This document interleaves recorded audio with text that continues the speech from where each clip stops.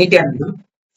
பகவான் கிட்ட கதவை திற காத்து வருடம் சத்சங்கும் போது அன்பர் ஒருத்தர் கேள்வி கேட்டிருந்தாங்க. சுவாமி, உங்களை வார்த்தைக்கு வார்த்தை நான் ஒரு கோவில் பரதேசி அப்படின்னு சொல்லாதீங்க சாமி, அது எங்களுக்கு எல்லாம் வலிக்குது அப்படின்னு சொன்னாங்க. பகவான் அதுக்கு பதில் சொன்னது நம்ம எல்லாரும் புரிஞ்சுக்கணும் இல்லையா? பரதேசி அப்படின்னா நம்ம அதை ஒரு கெட்ட வார்த்தையை பார்க்கணும். கோவில் பரதேசி, கோவில் பண்டாரம் அப்படிங்கிறது கெட்ட வார்த்தை கிடையாது. பரதேசி அப்படின்னா பரத்தை தேடி தேசம் தேசமாக செல்பவர். பரமசிவ பரம்பொருளை தேடி தனக்குள் அடையணும் அப்படிங்கிறதுக்காகவே ஆழமான தேடுதலோடு தேசம் தேசமாக செல்பவர் தான் பரதேசி.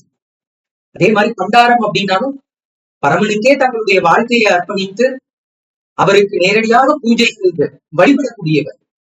எவ்வளவு பெரிய மதிப்பு மிக்க இந்த வார்த்தைகள். இப்ப இந்து விரோத தீய கும்பல்கள் இத ஒரு கெட்ட வார்த்தையா மாத்திருக்காங்க.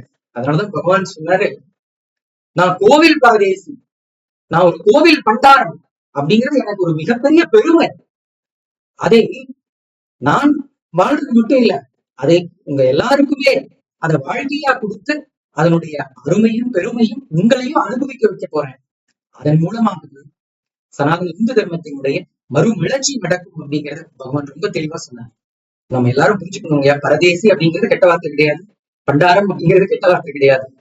கோவில் பரதேசி அப்படிங்கிறதும் கோவில் பண்டாரம் அப்படிங்கிறதும் தெய்வீகமான வார்த்தை.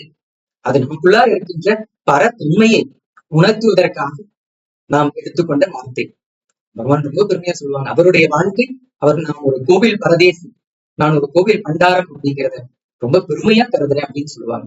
சோ இந்த வார்த்தைகளுடைய அர்த்தத்தை நாம எல்லாருமே புரிஞ்சுக்கணும்.